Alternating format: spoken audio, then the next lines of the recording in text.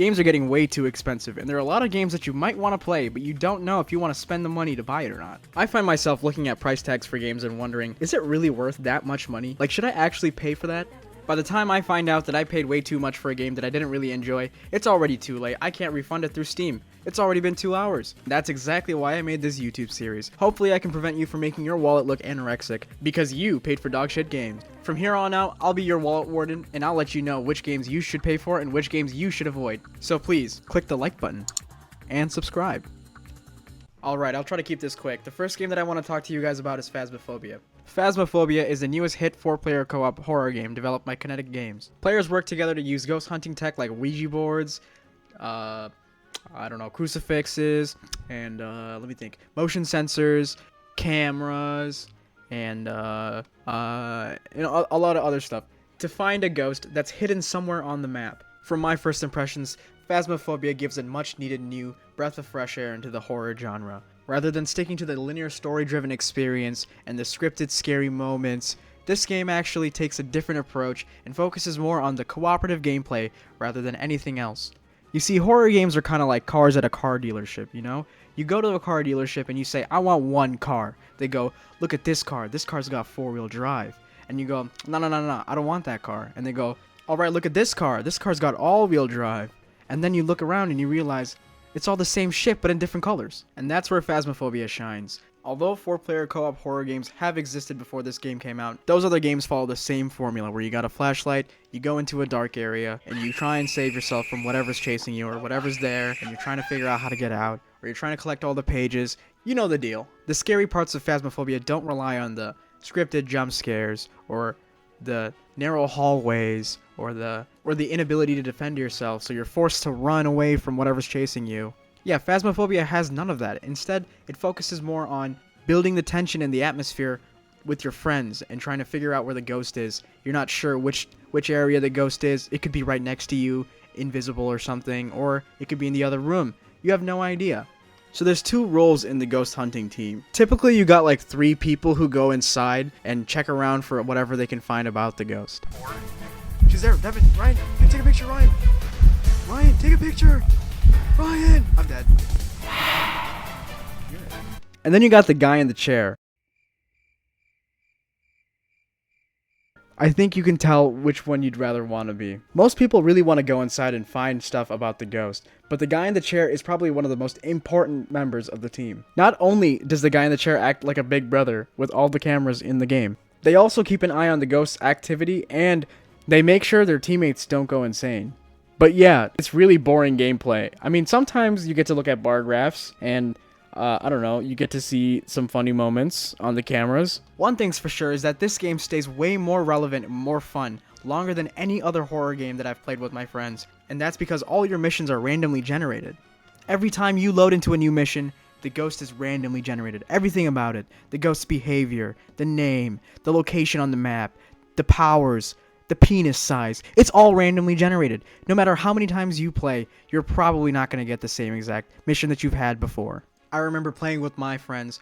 We had this one bitch baby ghost that didn't even want to show its face to us. Next time we're loading the game in the farmhouse, we go against this one ghost that just completely annihilates us. I mean, left and right, all of us fucking dead within the next 20 minutes because we were playing against a different ghost that just literally was way more powerful than the last one. This keeps the game really fresh. Every single time I play a co-op horror game, probably spend around an hour or 2 with my friends on it. We never get to finish the entire thing. We just get bored so quick. This game, however, I'm clocked in at 20 hours already, bought it last week. We play this game non-stop. I'm level 15. I can't get over it. I just love this game so much. It's a lot of fun. Another big mechanic in this game is that you can actually talk to the ghost. This game uses Microsoft's voice recognition software so that you can interact with the ghost with your voice. Regardless if you're using the chat at all, it's going to be always listening. So for example, if you really want to take a picture of the ghost and it's not really showing itself, you could really piss it off and you could be like, show yourself, come out right now. Mark White, show yourself. Mark White, show yourself. And it gets to the point where you and your friends are just absolutely shitting on the ghost. Mark White, I fucked your mom. You're just making fun of him left and right. You're just like, your mom's a whore. Fuck off. I hate you. Yeah, and if you start pissing your pants and accidentally say something like, oh, I'm scared, well, good luck to you, buddy, because you might as well write your will. You just marked a big red bullseye on your forehead, and that ghost is going to come and dick you down. But I think that's my favorite part of this game because talking to the ghost like that just brings out the most degenerate behavior that you'll ever see in any video game with you and your friends.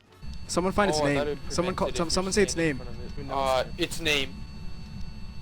You like that? Your name?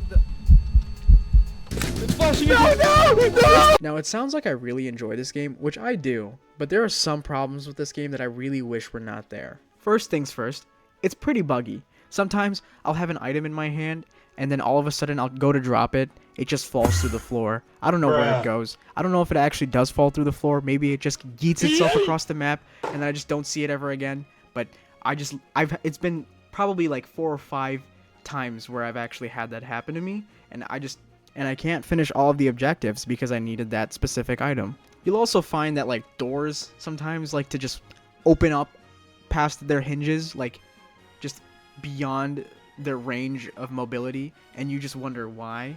I mean, sometimes the ghosts end up opening doors and it just fucks it up real bad, and you just look at it like, what the hell's going on? Other times you can't even open a door. You can't even, like, the mechanic for opening the door is really annoying. Well, Oh, Devin's dead. Oh no. I don't know why they decided to just make it like you have to hold click and then you pull your mouse away, but it doesn't work the way you want it to. So it's just an awkward phase where you're trying to open the door or you're trying to close the door too, and it just doesn't work. So you sit there like an idiot, just like opening and closing a door. And I mean, it's a really small problem, but it's just really annoying because there's a lot of doors in this game. Another problem with this game is that the tutorial is kind of lacking. Actually, it doesn't really explain how to use most of the tools. Like, you kind of get an explanation for how to use the camera and the EMF reader, but that's it. That's like, honestly, I think the UV light was there too, but that's it. They don't have a tutorial for the rest of the items. And some things just don't work the way you think they would. For example, the crucifix. You'd think that if you held the crucifix up to the ghost while it's coming towards you, that it would actually stop hunting you and walk away from it, right? No. I tried that shit. I got my neck snapped right in front of my friends. It was so embarrassing. I lost all of my friends' respect. Devin even made a private Snapchat story to post pictures of his penis, and I was actually not even added to it. I didn't even get to see it. Like, I actually started molding. It was unfair. Devin's cock is big. I can confirm. I concur. Wait, you guys have seen it? There's a private Snapchat story. Yeah, you're not on it. I'm not on your private story? Nope. So then my friend tells me, oh, actually, you have to put it on the floor so that you can use it. If it's not on the floor and the ghost doesn't walk over it, then it won't work. You need to put it on the floor. So the next time I was getting hunted by a ghost, I dropped the crucifix on the floor, thinking, there you go, I'm safe. No. I was wrong yet again. Apparently, you can only use the crucifix if it's on the floor before the ghost starts hunting. I had to figure that out through other people on the internet. I did not find a single place where the developer told me that. There's no place where the developer actually explains how to use the items that he developed. Wait, you brought a lighter too? Yeah, I was the one that was supposed to bring a lighter, actually, so. No, you were not. You're supposed to. Yes, I was. I said I will bring the lighter. I said I would bring the lighter. No, you're stupid. See, let's be honest, you just wanted to light up in the fucking girls' locker room, didn't you? First couple of games that you play, it's going to be a lot of trial and error where you learn how to actually use the tools that are provided to you. Also, the tutorial is a single-player experience. A lot of people don't want to play this game alone. So, if you're like me and you're a baby bitch, you probably skip the tutorial. You don't have...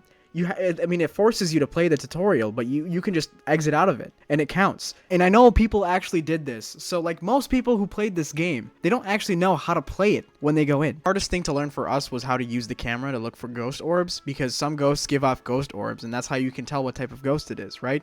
It's kind of confusing where the ghost orb will actually show up. It doesn't tell you if it shows up regardless of where the camera is, or it only shows up if you put it in the right spot at the right time. It's really tough to find it, and it's also like a really small spot, so it's kind of hard to figure out. Camera placement was probably the toughest thing to learn, which actually kind of leads me into the next point, which isn't a bad thing or a good thing depending on how you see it, but this game really doesn't have a meta yet. But it's really obvious that there will be a meta for this game. Since there are different methods that limit your time that you can spend on a map, there is going to be that point where, or if you find some letters or documents or something that actually tell you the ghost's name, rather than receiving it from the guy in the truck right when you spawn in. Understand what they should bring first, what evidence they should look for first, how to piss off the ghost the fastest. Nobody has developed the fastest way to actually finish the maps yet. but I know for a fact that this game will develop that pretty soon. It is very obvious that this game has the potential of building a meta, which I kind of love and hate because I like that idea where you can try and figure out how to do this the fastest or how to do it the quickest. But pretty soon, people are going to try and fucking try hard this game to the point where people won't actually enjoy it anymore. There's no more spontaneous moments that will happen where you think that, oh, I'm just going to go and do this right now. Someone's going to argue on the I don't know, whatever public lobby you're in, they're going to go, that's not what you're supposed to do yet. And you're like, shut up. Oh my God. I feel like that's going to end up happening with this game. But as it stands, this game is a real big learning curve for the most part. Everyone is trying to figure out how to play the game. Everyone's pretty much on the same page, except for those tryhards, you know, the streamers, the people who are playing this game 24/7. They've kind of figured it out for themselves. I don't know. I don't know how to think about that. I don't know how to feel about it. I'm kind of excited, but I'm also kind of sad about it because I know right now, as it stands, this game is really fun because no one knows what the fuck they're doing. But it will not be that way later on. So take that how you will. Now the price, currently as it stands, Phasmophobia is $13.99 US. So basically $14. Now I have around 16.8 hours on this game right now, and I don't think I'm gonna ever get bored of this anytime soon. We'll see how long I play it though. But that basically means that $13.99 divided by 16.8, that's around 83 cents per hour. At that fucking price, honestly, I think that's a great value. Especially if you get all your friends on there and you play it during the Halloween season, I think it's a great value. I think there's no other option for you right now in the horror co-op experience except for this one. The price point definitely excuses this game for all the other genuine confusion and all the other stuff that you'll experience when you first start playing the game. Had it been $20 or $25, I might have said, you know what, I think you should wait a little bit and try and understand how to play the game and see if you'd enjoy the game before you actually buy it. Because right now, there's a lot of content for this game. If you don't want to experience it firsthand, you have a lot of other options by watching other YouTubers or other streamers play this game. You can still get that experience, but it just won't be your own personal experience. But you'll be saving that cash. One thing that I'm excited about is that even though this game is technically fully released, it's pretty obvious that there's going to be a lot more content added later on during this game's lifespan. There's only 4 maps, and I feel like there's going to be a lot of more maps added. Hopefully, as well as different other items that you could use in the game or different types of ghosts. And it's kind of cool. The community really has some good ideas that they really want to see implemented in the game. Yeah, except for this one. This one's actually kind of ass. Personally, I think it would be really cool if we could hunt and gather more evidence about the ghosts that we're actually hunting. Like, there are a lot of photographs around the map that show a lot of people back in the old days, you know, black and white photos. It'd be really cool if one of the photos actually told us which family member is haunting the house. Like, imagine you're just looking around the house, and then all of a sudden you find a porno magazine, and then you realize it's just a big black dick. That's when you figure out the ghost is actually just OG Mudbone. He's just here to shoot some hard loads, and then you look around the map and you realize with your UV flashlight, you can just find nut all over the place. What I found was there's milky white substance in one of the boys' bathrooms. I suppose you had nothing to do with that, Devin?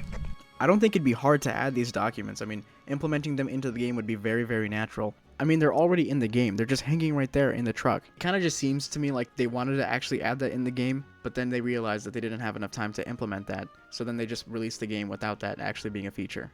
But yeah, to recap, this game provides a new, fresh experience in the horror genre. If you like horror games, I think you're going to really like this game. I think the price is a perfect price for someone who wants to play a horror game that's new and fresh and that doesn't want to get that same exact experience that they've had over and over with other games. Yeah, most of the fun comes from playing basketball in the lobby.